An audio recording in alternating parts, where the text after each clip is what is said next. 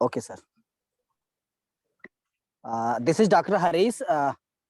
Thank you, Reading Book Club, जो मुझे opportunity दिया।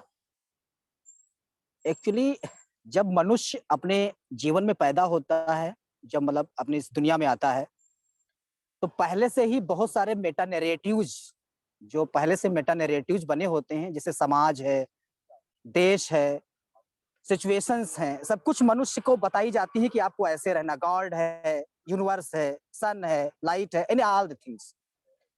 यानी कि मनुष्य को ये मौका नहीं मिलता है अपना माइंड लगाने का कि मैं इस धरती पर क्यों आया हूं और मेरा उद्देश्य क्या है दुनिया में रहने का, मैं क्या करना चाहता हूं, मैं हूं कौन। यानी कि अपने आप को भी खोजने का उसको मौका नहीं मिलता है। वो इतना भौतिक आवश्यकताओं की पूर्ति के लिए समाज में पहले पढ़ाई, फिर उसके बाद शादी, फिर बच्चे, फिर उसी में खो जाता है और धीरे-धीरे वो मर जाता है।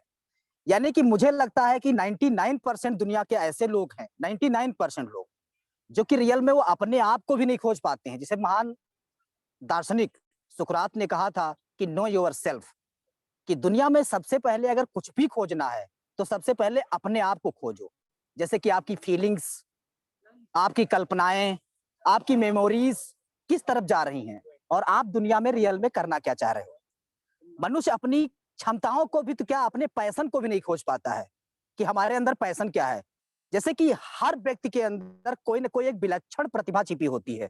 अगर उस विलक्षण प्रतिभा के हिसाब से मनुष्य काम करे, तो वो इस दुनिया में एक सन की तरह या स्टार की तरह चमक सकता है। लेकिन होता क्या है कि हमें कोई बताता है कि हमें क्या करना है। हमें हमारे कॉलेज बताते हैं, हमारी यूनिवर्सिटी बताती है, हमारे प्रोफेसर बताते हैं। लेकिन मैं अपने आप से कभी नहीं पूछता हूँ कि मैं क्या चाहता हूँ और मुझे क्या करने में इतनी खुशी मिलती है कि मुझे कभी थकावट महसूस ही क्यों नहीं होती है।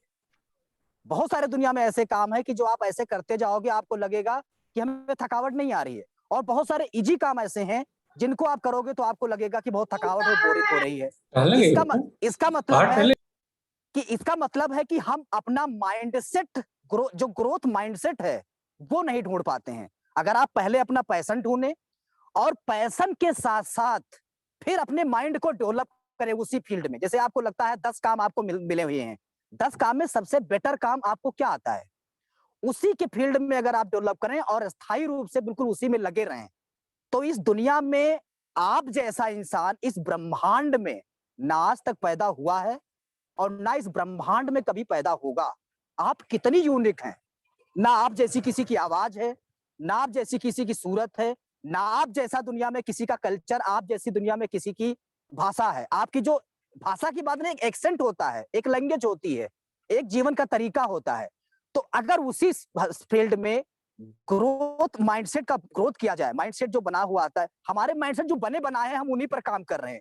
इस दुनिया का इतिहास अगर आप देख लें कि इस दुनिया में सभी लोग वही करना चाहते हैं जो पहले से लोग कर चुके हैं।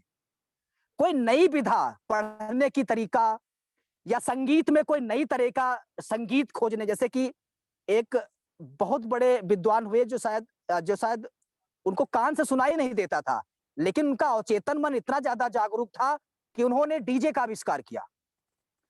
उनका शायद नाम बोधायन या बोथायन करके कुछ है, मुझे क्लियर नहीं पता याद आ रहा है।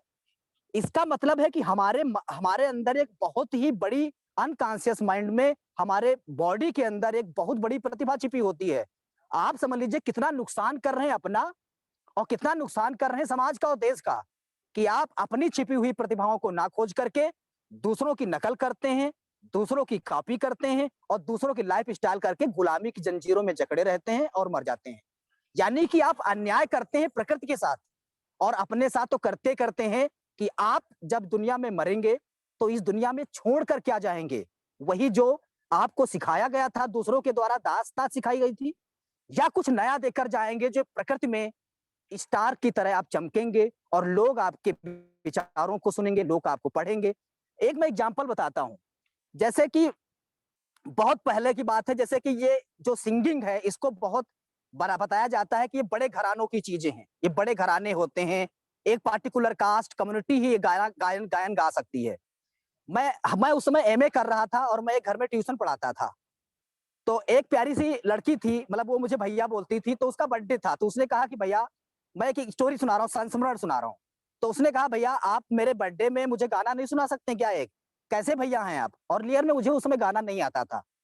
लेकिन उसके बाद में जब मैं लौट के आया, अपने कमरे को बंद किया और मैंने 4-5 गाने खूब गाए और दूसरे दिन जब ट्यूशन पढ़ाने उसको गया लखनऊ में, तो मैंने उसको गाना सुनाया। यानी कि रात में मैंने इतना गाना सीख लिया कि उसको खुश कर सकूँ मैं। और धीरे-धीरे मैं गाने लगा। आज स्टार मेकर पर मैं गाता भी हूँ और आप सब लोग जॉइन भी कर सकते हो, कभी मौका मिलेगा तो मैं सुनाऊँगा। तो मैंने देखा कि अभी मैं सोनू निगम के साथ मैं अभी कुमार सानू के साथ मैंने एक ड्यूट भी किया है। तो कहने का मतलब अगर आप अपने आप को खोजें और परिश्रम करें, मैं इतना खुश रहता हूँ, अभी मैं जेएनयू कैंपस में एडमिनिस्ट्रेटिव ब्लॉक के बाहर बैठा हूँ यहाँ पर और मैं अकेले रहता हूँ यहाँ पर। लोग कहते हैं कि ये कैसे खुश रहता है, लोग परेशान रहते हैं मेरे आस-पास। और मैं सारे गाने गाता हूँ, खूब गाता हूँ, लोग आस-पास आते हैं, मिलते हैं, चले जाते हैं। और मैं यही कहना चाह रहा हूँ कि अपने माइंड को ग्रोथ करिए, अकेले रहना है नहीं, अपने आप से मिलिए। आपके अंदर हजारों इंसान छिपे हैं, उनसे मिलिए। हजारों प्रतिभाएँ छिपी है, उनसे मिलिए। आपके माइंड में इतना खनिज पदार्थ भरा है, उससे मिलिए और फिर देखिए इस दुनिया को आप कहाँ लेकर जाते हैं और लोग आपके पीछे कैसे आते हैं। बहुत-बहुत धन्यवाद। Thank you so much.